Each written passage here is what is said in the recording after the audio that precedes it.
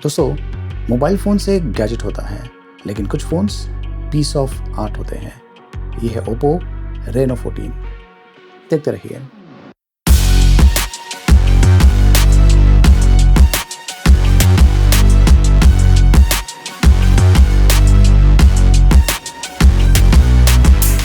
चलिए डायरेक्टली इसका जो डिज़ाइन है इसकी बात करते हैं, क्योंकि ये एक आर्ट पीस है। ये देखिए बैक साइड पर feather like flowing pattern design दिया हुआ है। जब इस पर लाइट पड़ती है तो एक मेस्मराइजिंग इफेक्ट आपको देखने को मिलता है। ये पर्ल वाइट कलर वेरिएंट है और industries first velvet glass one piece sculpted. इस पर जो सिल्की स्मूथ इफेक्ट आप देख रहे हैं, ये लाने के लिए स्पेशल प्रोसेस किया जाता है। ग्लास बैक है और ये बहुत ही अमेजिंग लगता है, बहुत ही आई कैची है। प्लस इसका जो हैंड फील है ये भी काफ़ी अमेजिंग है। तो ये है box packing 8 256 GB variant, made in India, pearl white colour box में। इस बॉक्स में क्विक स्टार्ट गाइड, ये यूनिक टाइप का सिलिकॉन केस दिया हुआ है। बॉक्स में ये है हैंडसेट, वेरी इंटरेस्टिंग डिज़ाइन के साथ में, ये देखिए। और इसके ऊपर अगर आप ये केस लगाएंगे, जो कि एक तरह से ट्रांसपेरेंट केस है, उसके बाद भी आप देख सकते हैं कि जो इफ़ेक्ट है ये कुछ अलग ही लेवल का हो जाता है। यूजुअली लोग जो हैं वो केस लगाना पसंद नहीं करते हैं, लेकिन इसके साथ में आप डेफिनेटली केस लगाएंगे, अच्छा लगता है। विद केस और विदाउट केस बेहतर होगा कि आप केस लगाओ, क्योंकि हैंडसेट को प्रोटेक्शन प्रोवाइड करने वाला है। यह है SIM tray ejector pin, cable और ये 80 वॉट का चार्जर बॉक्स में दिया हुआ है। चलिए डिज़ाइन से ही शुरुआत करते हैं। जो बैक पैनल है इसके बारे में मैंने आपको ऑलरेडी बता दिया। तो ये एरोस्पेस ग्रेड एल्यूमिनियम फ्रेम के साथ में आता है। इसका वजन 187 ग्राम्स है और इनफैक्ट इसमें काफ़ी ज़्यादा बैटरी भी दिया हुआ है और ये थिनेस्ट भी है, 7.42 mm इसका थिकनेस है। हैंड फील बहुत ही बढ़िया है और हाथों में भी जो फिट है काफ़ी अच्छा आता है, काफ़ी कंफर्टेबल है। ये हैंडसेट ड्यूरेबल भी है। इसके अंदर sponge bionic cushioning material use किया गया है। इन केस अगर आपके हाथ से ये फ़ोन गिरता है तो जो मटेरियल है शॉक को एब्जॉर्ब करता है। उससे जो इंटरनल कंपोनेंट्स है उसका डैमेज होने का जो चांसेस है शॉक के कारण, वो काफ़ी हद तक कम हो जाता है। ये IP66, IP68 और IP69 रेटिंग के साथ में आता है। टॉप टायर ड्यूरेबिलिटी इस पर दिया हुआ है। वैसे ये जो हैंडसेट है ये फ्रॉस्ट ग्रीन कलर में भी अवेलेबल है। इसका डिस्प्ले 6.59 इंचेस का है। LTPS OLED फ्लेक्सिबल स्क्रीन है। 2760 बाय 1250 पिक्सल्स रेजोल्यूशन के साथ में आता है। 120 हर्ट्ज रिफ्रेश रेट सपोर्टेड है। 1200 निट्स ब्राइटनेस। अब इसका जो ब्राइटनेस लेवल है ये काफ़ी है। धूप में जो डिस्प्ले है काफ़ी अच्छी तरीके से विजिबल है। ये फ़ोन आपको ऑलमोस्ट आईफोन जैसा फील देता है। वीडियो वॉचिंग के लिए या फिर गेमिंग के लिए डिस्प्ले की जो क्वालिटी है काफ़ी अच्छी है। एंड ऑफ कोर्स ये डुअल स्पीकर्स के साथ में आता है। इसमें 3 माइक नॉइस कैंसिलेशन फीचर दिया हुआ है। ब्लूटूथ 5.4 टेक्नोलॉजी यूज़ किया गया है। In display fingerprint sensor, x axis linear motor के साथ में भी आता है। फ्रंट कैमरा 50 मेगापिक्सल का है, ऑटो फोकस सपोर्ट के साथ में आता है। और रियर साइड पर 50 मेगापिक्सल का 3.5x टेलीफोटो लेंस यूज किया गया है। एक और लेंस है 50 मेगापिक्सल का मेन कैमरा IMX882 और तीसरा कैमरा है 8 मेगापिक्सल का वाइड एंगल कैमरा। 50 मेगापिक्सल के दोनों कैमराज OIS सपोर्ट के साथ में आते हैं। टेलीफोटो लेंसेज जो होते हैं ये जो डिस्टेंस है इसे काफ़ी नज़दीक लेके आते हैं और जो बैकग्राउंड इफेक्ट है ये भी थोड़ा सा अलग होता है। खास करके पोर्ट्रेट शॉट्स के लिए टेलीफोटो मच प्रिफर्ड। तो कैमरे में आपको वाइड एंगल का ऑप्शन मिलता है एंड ये डिफरेंट मिल्स 26 मिल, 50 मिल, 85 मिल, 170 मिल, मैक्सिमम 120x तक ये जूम इन कर सकता है।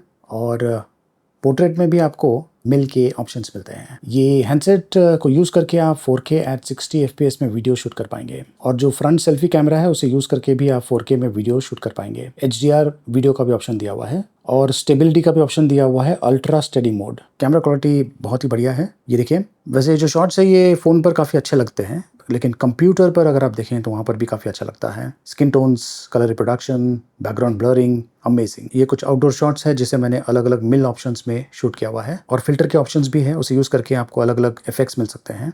मैंने ये सारे शॉट्स अलग अलग जो फिल्टर ऑप्शंस हैं उसे यूज़ करके शूट किया हुआ है। डायनामिक रेंज काफ़ी अच्छी है। ये है लॉन्ग शॉट और लो लाइट शॉट्स भी ये काफ़ी बढ़िया शूट करता है। तो camera quality very impressive.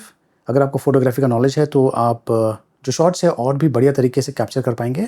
In case अगर आपको फोटोग्राफी का नॉलेज नहीं है तो भी बाय डिफ़ॉल्ट ये जो फ़ोन है काफ़ी बढ़िया शॉट्स शूट करता है। सिर्फ आपको एक चीज़ का ध्यान रखना है कि पोर्ट्रेट आपको कब शूट करना है और लॉन्ग शॉट्स आपको कब शूट करना है। उसके लिए जो स्पेसिफिक मोड्स दिया हुआ है उसे आपको यूज़ करना है। तो कैमरा क्वालिटी एक्सीलेंट लेवल की। इसमें AI एडिटर का ऑप्शन दिया हुआ है जहाँ पर आपको ये सारे AI के ऑप्शंस मिलते हैं। AI रिकम्पोज, ये ऑटोमेटिकली जो शॉट है उसे रिकम्पोज करने वाला है, मतलब कि फ्रेमिंग करने वाला है। देखते हैं कि इस शॉट को ये क्या करता है। वैसे ये शॉट ऑलरेडी काफ़ी अच्छा है, वाइड एंगल शॉट है, बट एनीवे इसने इसे थोड़ा सा श्रिंक कर दिया है, which is okay, good enough. 3 options है, ये एक ऑप्शन है एंड ये एक ऑप्शन है। ये वाला काफ़ी सिनेमैटिक लग रहा है। सो इस तरीके से आप रीफ्रेमिंग कर सकते हैं। दूसरा है AI इरेज़र, ये भी काफ़ी इंटरेस्टिंग चीज़ है। मैं यहाँ पर ये जो कार है इसे मार्क करता हूँ। ये थोड़ा सा कॉम्प्लिकेटेड होगा क्योंकि कार के पीछे भी आई गेस एक कार है, तो देखते हैं कि ये क्या करता है। वाओ, इसने काफ़ी अच्छा काम किया है। ये देखिए यहाँ पर इसने ये जो कार है इसे जनरेट किया है, बहुत ही बढ़िया काम किया है। AI परफेक्ट शॉट, ये बेसिकली जो फेस है उसके साथ में काम करता है। और ये है क्लैरिटी शॉट, ये फ़ोटो को एनहांस करने वाला है और भी बेहतर बनाने वाला है और भी शार्प बनाने वाला है। अनब्लर का ऑप्शन है, इनकेस जो फोटो है वो ब्लर है तो उसे अनब्लर कर सकते हैं, और रिफ्लेक्शन रिमूव करने के लिए भी यहाँ पर ऑप्शन दिया हुआ है। तो ये जो AI टूल है इसे यूज़ करके काफ़ी चीज़ें आप इम्प्रूव कर सकते हैं या फिर करेक्ट कर सकते हैं। ये MediaTek Dimensity 8350 प्रोसेसर के साथ में आता है। ये है Antutu बेंचमार्क स्कोर।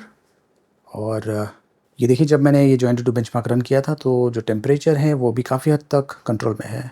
और ये है स्टोरेज टेस्ट। तो यहाँ पर मैं ये वर्ल्ड वॉर गेम खेल रहा हूँ, और मैं आपको बता दूँ कि ये जो हैंडसेट है इसमें nano dual drive cooling architecture use किया गया है, जो कि आपको एक तरह से पावरफुल परफॉर्मेंस भी देता है प्लस ठंडा भी रहता है। और इसमें अल्ट्रा थिन वेपर चेम्बर्स भी यूज़ किया गया है, जो कि बहुत ही जल्दी जो हीट है उसे रिमूव करता है। ये काफ़ी अच्छा है, काफ़ी देर तक आप इस पर गेम्स खेल पाएंगे without any lag. In fact heavy applications को भी ये काफ़ी बढ़िया तरीके से हैंडल कर सकता है। वेट के बारे में जानकारी तो मैंने आपको ऑलरेडी दे दिया, और सरप्राइजिंगली इसमें 6000 mAh की बैटरी है।